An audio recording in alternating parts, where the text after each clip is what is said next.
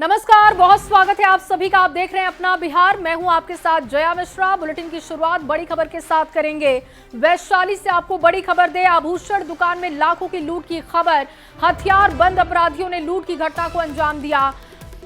थाने से कुछ ही दूरी पर वारदात को अंजाम दिया गया है। गन पॉइंट पर लाखों की लूट हुई है।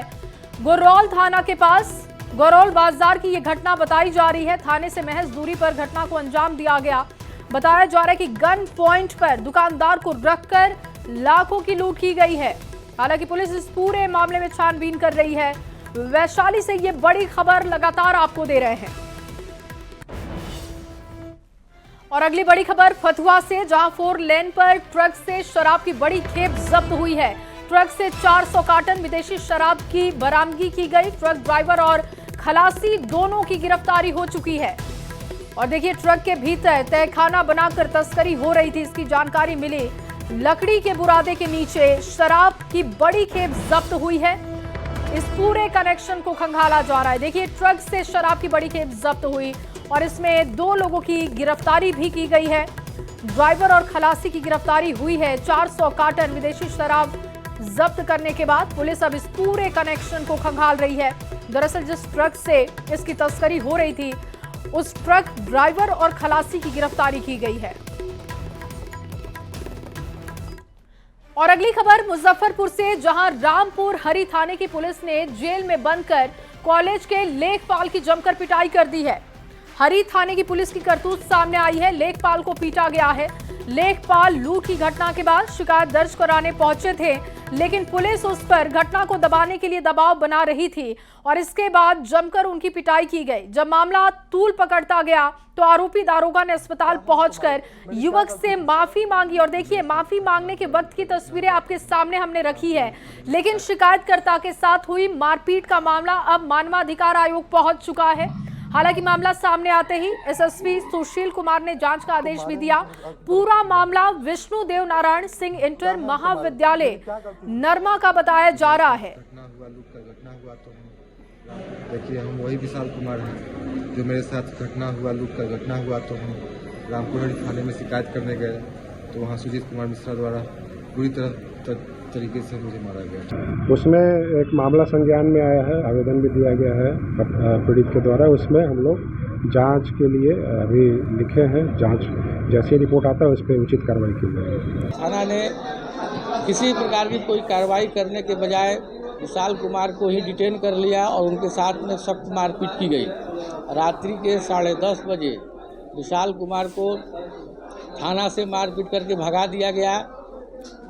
उसके बाद में उनकी स्थिति की गंभीरता को देखते हुए परिजनों ने उन्हें सदर अस्पताल मुजफ्फरपुर में भर्ती कराया। और चलिए अगली बड़ी खबर राजधानी पटना से आपको देते हैं, जहां वेटनरी कॉलेज कैंपस में फायरिंग और एक छात्रा को गोली मारने का मामला तूल पकड़ रहा है। इस घटना को लेकर वेटनरी कॉलेज के छात्रों ने अनिश्चितकालीन हड़ताल भी शुरू कर दी है। छात्रों के आंदोलन करने से कॉलेज की सारी गतिविधियां ठप हो गई हैं। फिलहाल पुलिस मौके पर पहुंच गई है। नाराज छात्रों को समझाने की कोशिश हो रही है। आपको बता दें कि कल कॉलेज के कैंपस में क्रिकेट खेलने को लेकर बाहरी तत्वों के साथ कॉलेज के छात्रों के बीच विवाद हुआ और उसके बाद कॉलेज के एक छात्र को असामाजिक तत्वों ने गोली मार दी थी, जिसके बाद से ये नाराजगी दिख रही है।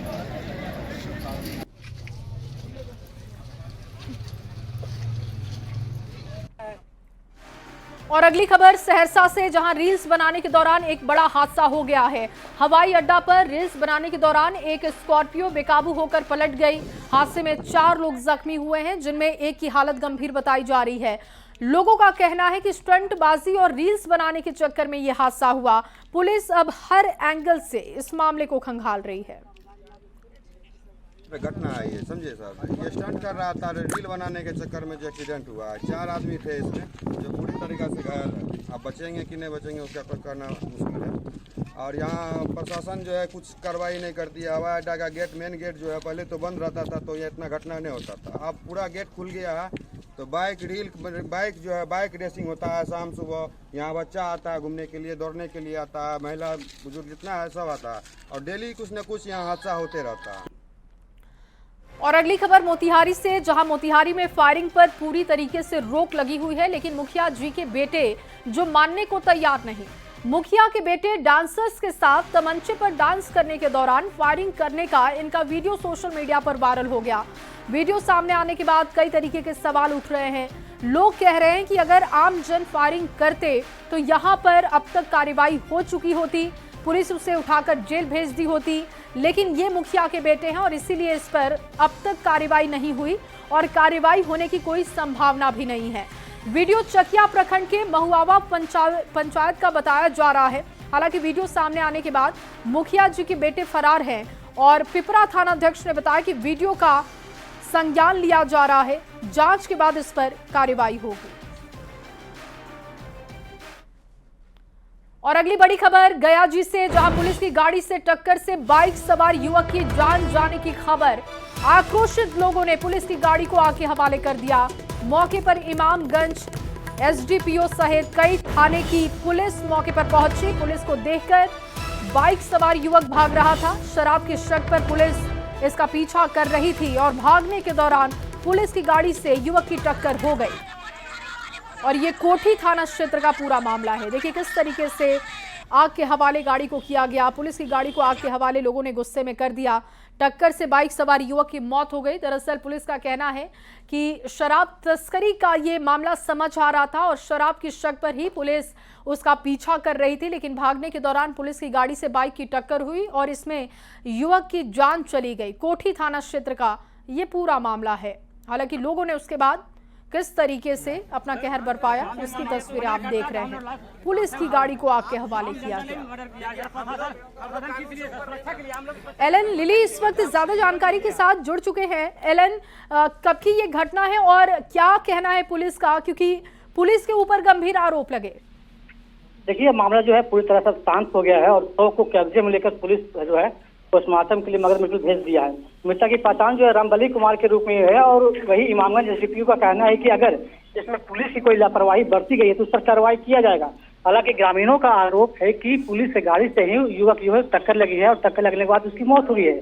लेकिन जो पुलिस जो युवक जो है घटना के पास खड़ा था और जब पुलिस को देखकर जो युवक जो है बाइक सवार से भागने लगा, पुलिस को शक हुआ कि ये शराब जो है वो धुलाई करता है, इसको लेकर वो भागने लगा। इसी दौरान जो है वो पीछा कर रहा था। पीछा करने के दौरान जो है ये जो बाइक और जो युवक है वो सड़क पर गिर जाता है और घायल हो जाता है। इसी बीच वो पीछे से जो तेज गति से जो पुलिस से गाड़ी आ रही थी उससे भी टक्कर लगी और घटना से उसकी मौत हो गई। इसके बाद जो है स्थानीय ग्रामीण उग्र हो गए और पुलिस से गाड़ी को भी आग लगा दिया। फिलहाल मामला पूरी तरह से शांत हो गया है और शव को पोस्टमार्टम के लिए मगध मेडिकल अस्पताल भेज दिया गया है। जी बहुत शुक्रिया आपका तमाम जानकारी के लिए।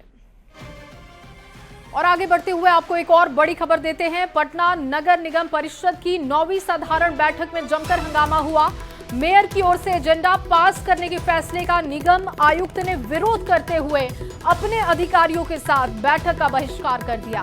आयुक्त का आरोप था कि एजेंडा निजी एजेंसियों को फायदा पहुंचाने के लिए नियमों के खिलाफ पास किया जा रहा था। बैठक के दौरान मेयर गुट के पार्षद और विरोधी गुट के बीच हाथापाई हुई, गाली गलौज तक ये पूरा मामला पहुंच गया। और देखिए किस तरीके से एक बैठक जो अखाड़े में तब्दील हो गई। हाथापाई के साथ ही गाली गलौज पर सदस्य उतर गए, समर्थक पार्षद और विरोधी आपस में भिड़ गए।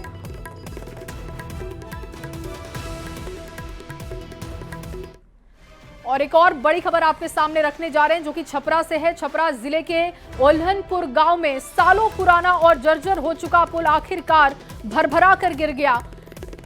ईंटों से लदा ट्रैक्टर जब पुल पार कर रहा था तभी वजन के दबाव की वजह से पुल ये टूट गया। गनीमत रही कि ट्रैक्टर चालक सुरक्षित है। पुल गिरने से अल्हनपुर के वार्ड नंबर 1 और 2 के बीच का संपर्क भी खत्म हो चुका है। इसके अलावा आसपास के गांवों की बात हो तो आवागमन पूरी तरीके से ठप है। और अगली खबर बगहा से, बगहा के रामनगर से ये खबर आपको देने जा रहे हैं, जहां पर मसान नदी के कटाव से लोगों में दहशत का माहौल बन गया है। कटाव की वजह से ग्रामीण बेहद परेशान हैं। मसान नदी के कटाव से एक पुल पर खतरा बढ़ गया है। मामला रामनगर थाना क्षेत्र के जोगिया पंचायत के बहुवरी गांव की बताई जा रही है, जहां पर लगातार हो रहे कटाव से कई गांवों पर खतरा मंडरा रहा है। ग्रामीणों का कहना है कि पुल 2 साल से क्षतिग्रस्त है। नदी के कटाव से फिलहाल पुल का अप्रोच पथ सहित दर्जनों गांवों पर इसका खतरा बढ़ते जा रहा है।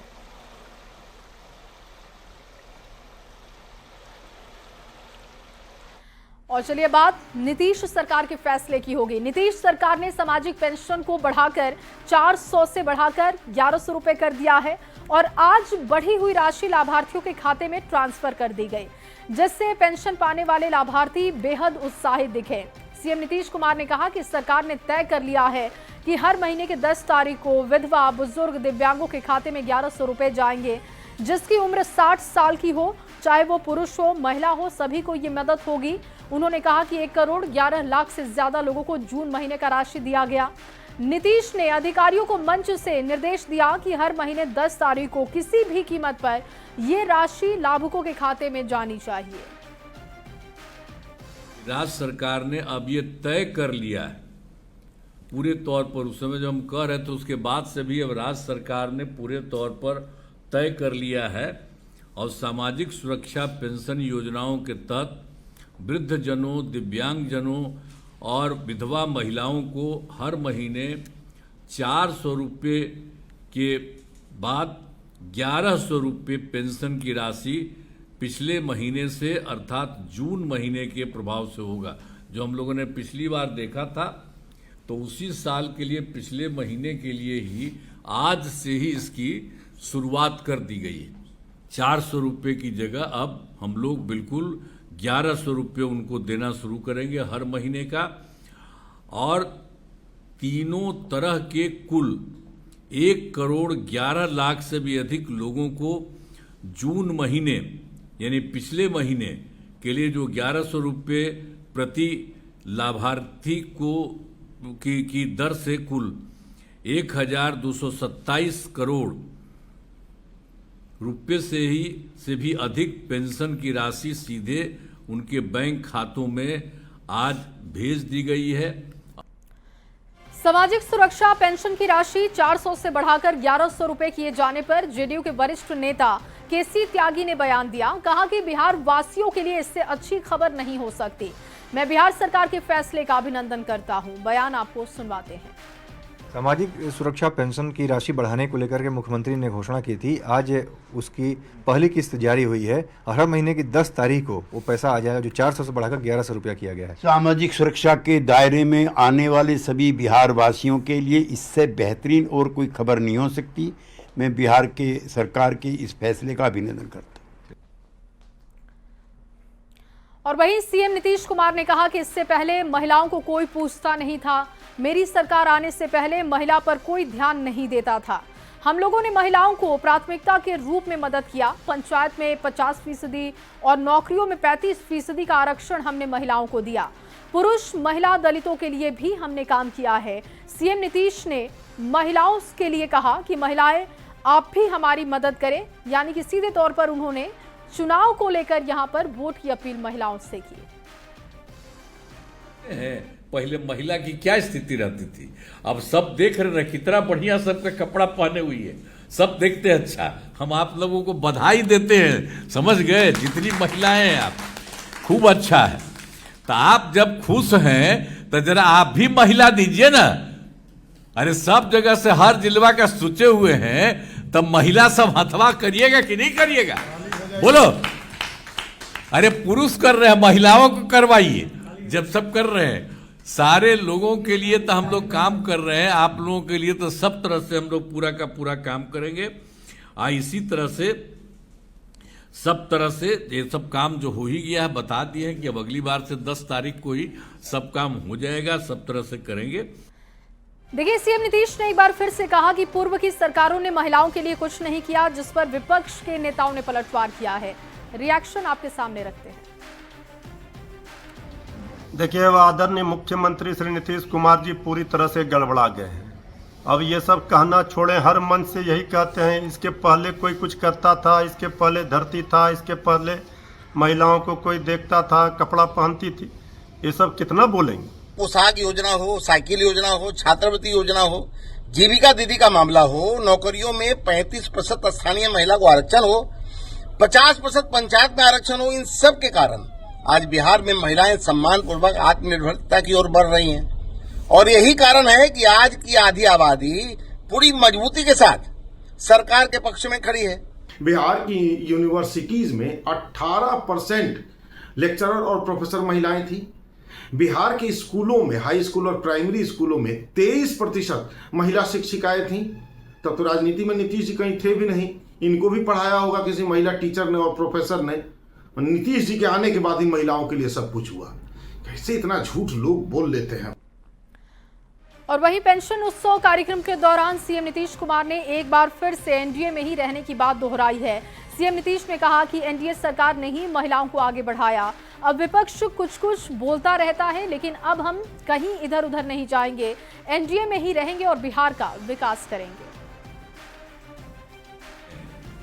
जो पहले हमारा 20 साल से, उसके पहले कोई जो सरकार में कोई किसी के लिए कुछ करता था जी, अब अभी भी कुछ कुछ बोलते रहता है। हम लोग गलती से 2 बार थोड़ा थोड़ा दिन के लिए किसी को कर दिए थे, तब वो सब कोई काम किया कि सबका काम हम ही लोगों का किया हुआ था, तो वही कर रहे हैं। सब दिन के लिए हम लोग करते रहे, और अब हम लोग तो शुरू से साथ थे। अब कहीं इधर उधर हम लोग नहीं जाने वाले। आपको हम पक्का बता देते कि हम ही लोग एक साथ अब यही काम कर रहे हैं, और आगे भी, अब आगे कभी इधर उधर किसी को नहीं। और देखिए, एनडीए में इन दिनों चिराग पासवान को लेकर खूब सियासत हो रही है। पिछले दिनों चिराग पासवान ने बिहार में अपराध का मुद्दा उठाया था, जिस पर बिहार के आईपीआरडी मंत्री और जेडीयू नेता महेश्वर हजारी ने चिराग पासवान और उनकी पार्टी के नेताओं को गठबंधन धर्म निभाने की नसीहत दी थी, जिस पर अब एलजेपी रामविलास के सांसद और बिहार प्रभारी अरुण भारती ने पलटवार किया और कहा कि राष्ट्र के लिए धृत राष्ट्र नहीं हो सकते, और जो समाज हमें नेता बनाता है उनकी समस्या का समाधान जरूरी है। तो कहूँगा कि गठबंधन धर्म के पालन करना चाहिए। उनकी अपनी पार्टी है, निजी पार्टी है, स्वतंत्र है। यदि अकेले लड़ना चाहते हैं तो घोषणा करके लड़ जाए। सिर्फ बोल देना, मंच पर कुछ बोलते हैं, नीचे कुछ बोलते हैं, इस तरह की बातें नहीं होनी चाहिए। जो भी इनकी इच्छा है वो अपना फैसला ले लें, लेकिन गठबंधन धर्म यदि गठबंधन में है, वो भारत सरकार में है, अभी भारत सरकार के मंत्री हैं, प्रतिष्ठित मंत्री हैं, माननीय हैं, तो गठबंधन धर्म के उनके माननीय सांसदों को भी सम्मान करना चाहिए। देखिए, अपराध और अपराधियों को लेकर के अभी समाज में, बिहार की जनता में चिंताएं हैं, कंसर्न्स हैं, और उनकी अगर चिंताएं, कंसर्न्स होगी तो कि यही समाज हमें नेता और नेतृत्व देता है, तो ऐसे में गठबंधन में रहते हुए ही भी अगर आप इस आवाज़ को उठा करके गठबंधन के सहयोगी के पास ले जाते हैं तो ये गठबंधन धर्म का उल्लंघन नहीं है। राष्ट्र के लिए आप धृतराष्ट्र नहीं बन सकते हैं। आपको जरूरी है कि आप गठबंधन में रहते हुए इस समाज की आवाज़ को अगर आप अपने गठबंधन के सहयोगी तक ले जाते हैं तो ये जिम्मेदारी भी हमारी है। और वहीं बिहार में अपराध को लेकर एक बार फिर डिप्टी सीएम विजय सिन्हा ने विपक्ष पर निशाना साधा है। विजय सिन्हा ने कहा कि जिन लोगों ने बिहार में अपराध को महामारी बनाया था, हम लोग अब उस बीमारी को खत्म करने लगे हैं और बिहार भ्रष्टाचार और अपराध मुक्त बनेगा। अपराध पर कार्रवाई हो रही है। ये जो लोग महामारी पर फैलाए थे, उस महामारी को हम लोग बीमारी से मुक्त करना चाहते हैं, और जब तक राजद के कल्चर की मानसिकता अपराध को पोषित करता है, हम लोगों को लड़ाई जारी रहेगा। हर हाल में बिहार अपराध भ्रष्टाचार मुक्त बनाने का मुख्यमंत्री के संकल्प को साकार करेंगे। और चलिए, इसी खबर के साथ इस बुलेटिन में बस इतना ही। आप बने रहिए न्यूज़ 18 बिहार झारखंड के साथ।